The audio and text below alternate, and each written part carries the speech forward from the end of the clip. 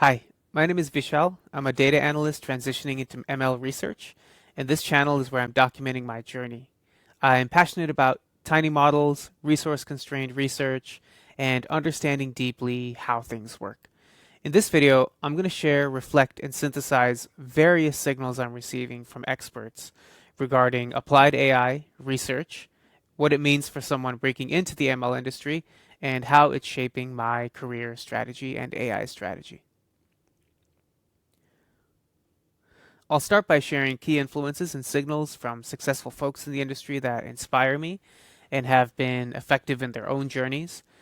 I'll then talk about how I'm shaping my quote long leash and narrow fence to connect with various projects, to connect the various projects I'm working on into a cohesive research and development AI strategy. My narrow fence is a project called AgentFastbook, which builds on the work I've done over the last year or so on retrieval tasks, and my long leash are my deep dives related to the various aspects of this project, satiating my desire to dive deep into research topics of my interest while I'm still staying focused on an applied AI project.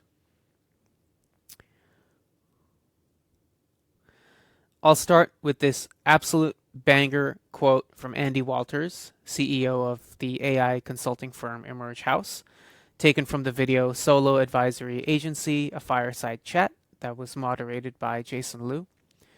Andy says, I think the biggest lesson I've learned through all of this is that it's all about breaking your context into the next level. There is this cascading series of contexts that you have to break yourself into, and it's always uncomfortable and it feels painful and risky. Keep pushing, keep growing, and even when it doesn't work the first time, you just keep pulling the thread. It's surprising how far you can get. We firmly believe that over the next 5 years, there's at least $1 trillion of integration services on the table for companies to integrate AI into their offerings. The work is literally falling off the trucks. It's out there to seize. Go seize it. So for me, I think the next context that I have to break through is applied AI, because that's where my biggest fear is. I was tweeting about this a couple days ago, that what terrifies me about getting into applied AI are the consequences of the product failing. So for example, let's say you have an automated email written incorrectly. This could lead to damaging the professional rapport and relationship, and that cost just seems too high. That risk just seems too high. And I think getting better at evals will address that fear, and it's the one way that I can start to build up certainty and confidence that what I'm doing is not going to have as much risk as it could without that kind of rigorous systemic guardrails in place. The most recent signal about applied AI is from a fantastic tiny talk by Eugene Chia, the co-founder and CEO of Featherless AI. He says most companies don't need an AI that can do PhD math. What they really want is the AI that can do the really boring things in life: booking a flight, sending an email, or processing an invoice without failure every single time. And he goes on to talk about how unreliable our best LLMs are today at reaching this standard. Specifically, LLMs have a less than 50% success rate at such tasks, as is shown on the Realistic Evaluations for Agents leaderboard, which is a curated collection of simulated websites that faithfully replicate the core interaction patterns of real-world sites. For example, they have a site called Stay and Be, which allows users to view multiple stay options and search for accommodations based on location and travel dates. So you can imagine a pipeline where the user query includes details about what kind of place they want to stay at in a given location or a set of locations, and the LLM provides them options on where they could book. The user selects one, the LLM books it successfully, and this is done reliably. And this seems like a relatively easy task that a capable LLM should be able to achieve. So why is it that they cannot? And this is where I don't know what the answer is to that question, but it's certainly the core question I've been thinking about for the past week or so, and it's something that I think I'm going to be keeping at the forefront of my mind moving forward. The unarguably amazing skills exhibited by AI have, I guess, clouded my judgment on what they can and cannot reliably achieve. My own personal experience has also clouded my vision, as I find LLMs incredibly useful in helping me code and plan projects, explore career advice, help me phrase these blog posts, videos, tweets, and daily conversations. I still lack direct experience with using LLMs for boring tasks, and that's something I need to tackle sooner than later, and I will, as you will see later in this video. But I certainly feel like my eyes are wide open now. I also take inspiration from Kyle Corbett's AI Engineer conference talk, where he showed that their 14 billion parameter RL-tuned model outperformed O3 by 6 points on answering questions related to contents of emails. And a 6-point increase means that their 14 billion parameter model removes 60% of the errors that O3 causes. And if you think about it, that 60% can be the difference between a reliable product and a failed one from a user's perspective. It also shows again in a concrete way how these frontier models can be improved upon when it comes to practical, routine, quote unquote boring, but critical tasks. And this goes back again to my original fear about applied AI, right? The risk of making a wrong decision that could ruin a client relationship because of a mistake by a language model. And so that's why, again, putting that puts into context why a 60% error rate decrease is so significant. And I'm always excited when a small model beats a large one. And so that's kind of the added caveat or added bonus for this experiment that Kyle shared.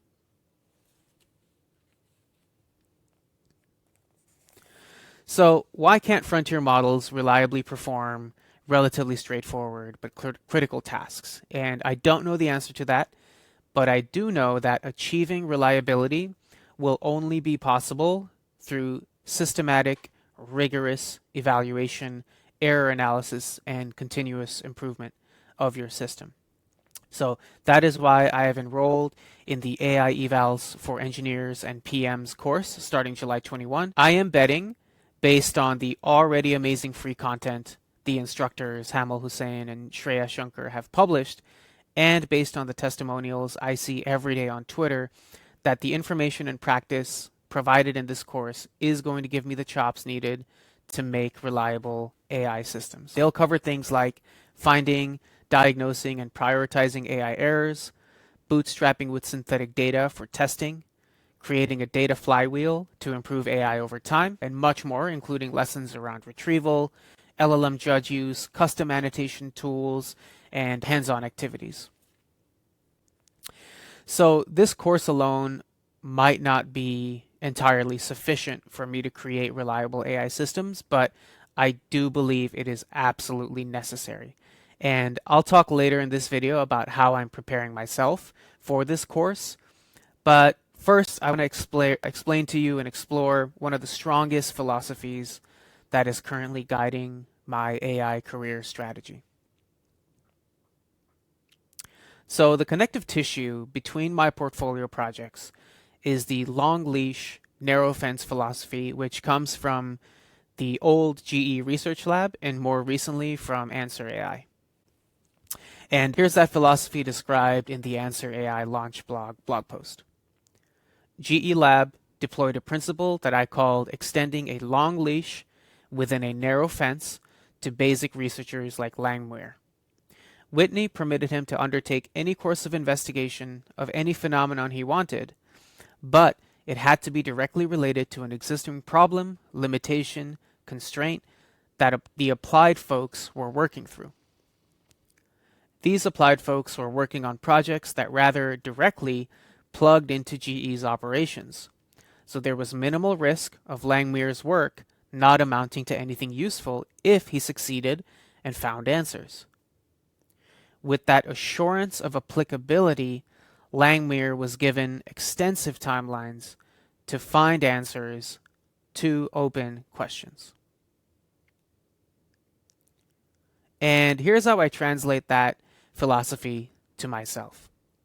I am permitted to undertake any course of investigation of any research I want, but it has to be directly related to an existing applied AI problem that I'm working through.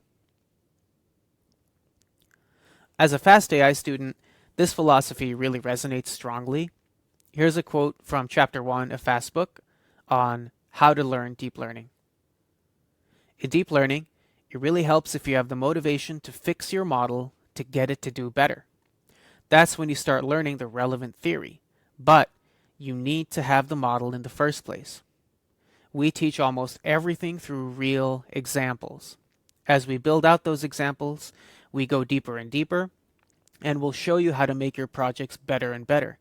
This means that you'll be gradually learning all the theoretical foundations you need in context in such a way that you'll see why it matters and how it works. So putting these two concepts together, one, allowing myself a long leash to dive deep into whatever concept I choose, as long as it ties back to an applied AI project, and two, learning everything through real examples with an existing model that works, then peeling back layer by layer over time to understand the theoretical foundations. As long as I have an applied AI project that ties together my research efforts, I'll be set up for a pragmatic but thorough AI career strategy. And supplementing this with battle-tested evaluation systems taught in the AI Eval course will ensure that I have clear signal on whether what I'm doing is actually working and how to improve that moving forward.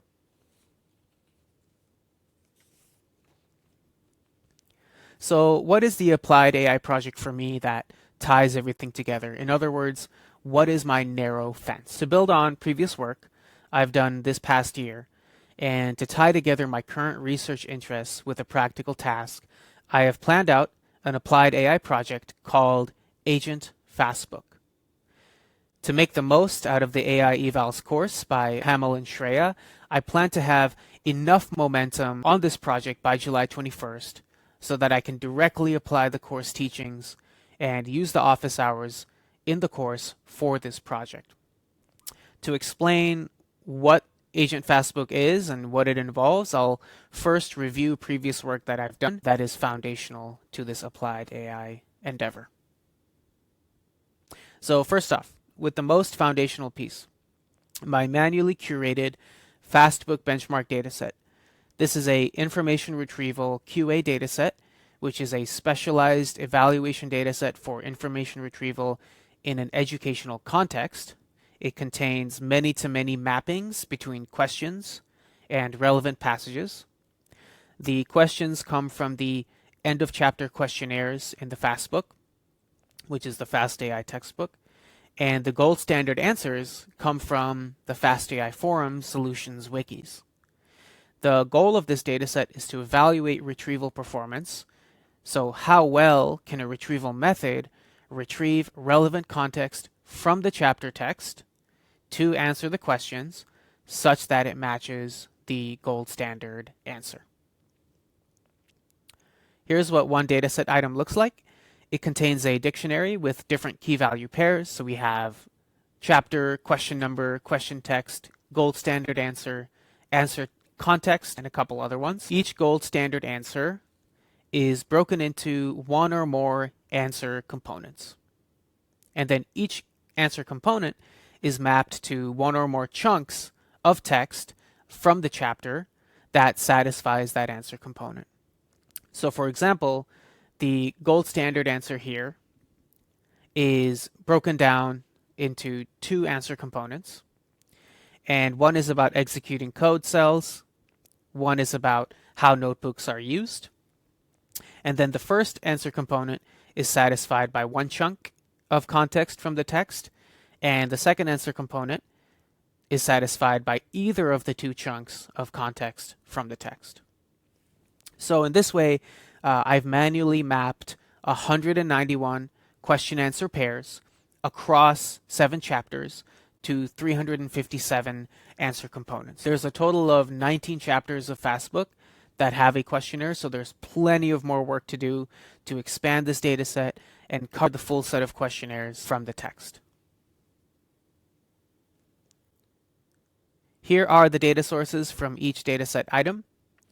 The question text is taken verbatim from the end of chapter questionnaires. The gold standard answer comes from the FastAI Forums wiki. Answer components I manually decompose from the gold standard answer. And then the context I manually retrieve from the Fastbook chapter. To see the full dataset and associated documentation, which includes a 6-part video series on this dataset and how to use it for evaluating retrieval, you can check out the repository at github.com/vishalbakshi/fastbook-benchmark. I'll also put that link in the video description below. Here are a few examples of the gold standard answers for the FastAI forums. And the link to this forums megathread I'll also put in the description below. To evaluate retrieval, I defined a modified recall at k function, which calculates the number of answer components in a question for which at least one of the relevant context is retrieved. So for example, if a question has 4 answer components and only one answer component's relevant context was in the top k retrieved passages, this function would return a score of 0.25 because 1 out of 4 answer components were addressed. I also ran a series of experiments documented in the Fastbook RAG blog post series. I'll link in the video description below. Here, for example, we see my results showing MRR at 10, which is a metric that's higher when the relevant context is retrieved at a higher rank in the top k retrieved passages. And this MRR at 10 relates to different retrieval methods: AnswerAI Colbert, BM25, which is full text search, the Colbert V2 model, and then single vector search for different chunk sizes. So I can see the relationship between different pre-processing of the text, different chunk sizes, different retrieval methods, and understand how to evaluate the retrieval performance based on these results. Now, these are the types of experiments that are easily unlocked only because of the small size of the data set, but it also has a relatively high level of complexity, nuance, and detail. So there's some interesting patterns and interesting errors that come out of this. So through the course of doing these experiments, I manually expected like hundreds of instances of retrieved passages, and that gave me a ton of experience to really understand the data set as well as the raw data itself, and ultimately that's what helped me curate and structure and improve the data set in an iterative process. I've also published my error analyses in the Fastbook RAG blog post series that I've linked in the video description below. Here's a snapshot of how the 191 questions and 357 answer components are distributed across the 7 chapters. And again, there's 12 more chapters in Fastbook that I could expand this data set to. And here's a snapshot of the dataset item again, containing question text, gold standard answer, and the answer components with their corresponding context.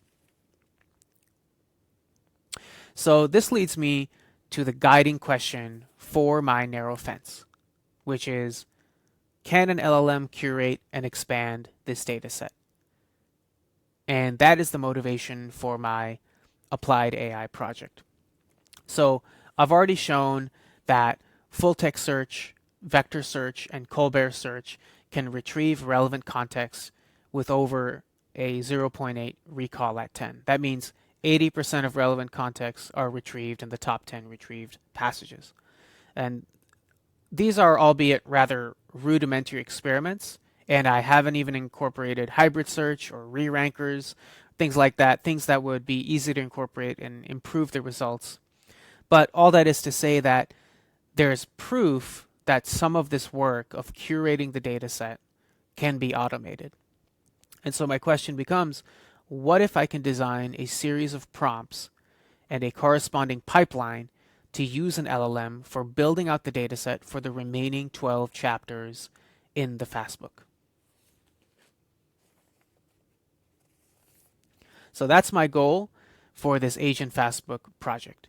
Use the existing Fastbook benchmark dataset items for 7 chapters as few-shot examples and curate dataset items for the remaining 12 chapters using an LLM like Claude 3.5 Haiku or whatever, turns out that works well. So what does that mean for the actual dataset structure and the dataset items? The question text and gold standard answers, they'll still be copied verbatim from the Fastbook questionnaires and the Fastbook AI forums wiki respectively.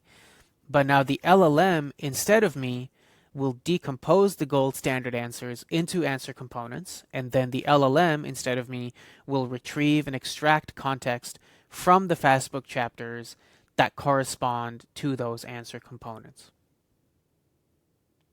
So my LLM or system of LLMs will have to do 3 tasks: decomposition, retrieval, and extraction.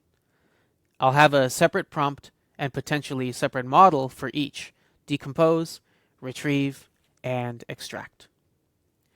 So there's also an opportunity to supplement other retrieval methods like full text search or vector search and or Colbert search to help the LLM along the way as it's curating this context. And these could very well become just different tools that the LLM can call as needed using evaluation metrics defined in my Fastbook benchmark to decide which form of retrieval yields the highest number of relevant passages from the text. So for example, I could have a full text search function which takes a question and keywords and returns retrieved passages for the LLM to consider. I could have a Colbert search function which takes a question, searches the index, and returns top K passages based on the retrieval score. And since the dataset is so small and the chapter text is relatively concise, there's a lot of experimentation that can be done in terms of like tool calling, seeing what works, seeing what doesn't work, and this can be done on a very tiny budget and relatively quickly. So how does this tie into the AI Evals course? I want to finish the first round of experiments, including prompt engineering, retrieved passages, and extracting relevant text. I want to manually review the LLM-generated dataset item elements, which are the answer components and the context corresponding to those answer components. And I want to perform some level of initial error analysis to produce a list of common failure modes before July 21st, which is the start of the evals course. So I can pick, 1 or 2 chapters to focus on, as it's unlikely I'll be able to do this for all 12 chapters in a month. But I think what's more important at this stage is quality more than quantity, because I want to bring in to the course real data and real applied questions so I can come to these office hours and I can immediately apply the learnings that I'm getting from the course to a real project. It's also a golden opportunity to get feedback from real experts on a real project that I'm working on, and I simply, cannot pass up that opportunity. Okay, so that's my narrow fence. That's my applied AI project. AgentFastbook, a series of LLMs and prompts and in a pipeline working together to build up data set with question text, gold standard answer, answer components, and relevant context for 12 chapters that I haven't yet built the data set for. And I can use my data set already established for 7 chapters as few-shot examples for the model to learn from. Now I can unify all my other projects and interests with this goal. And these other projects and interests, these become my long leashes. So once I establish a high quality data set using an LLM or combination of LLMs, I can then peel back the layers and dive deeper into the fundamentals. So phase 2 of the project will be to try and match LLM performance using a series of fine-tuned tiny models and see if I can match the baseline performance of creating a high-quality data set using an API such as Claude. And then phase 3, if phase 2 is successful, then phase 3 of the project will be try to match that performance with from-scratch pre-trained models that I'll also then fine-tune for these tasks. So I think the key thing about my approach and my timeline is that each phase builds off of the previous one. So I'm only moving forward if I can quantitatively show success in achieving the applied goal of curating a benchmark dataset in an automated fashion using agents.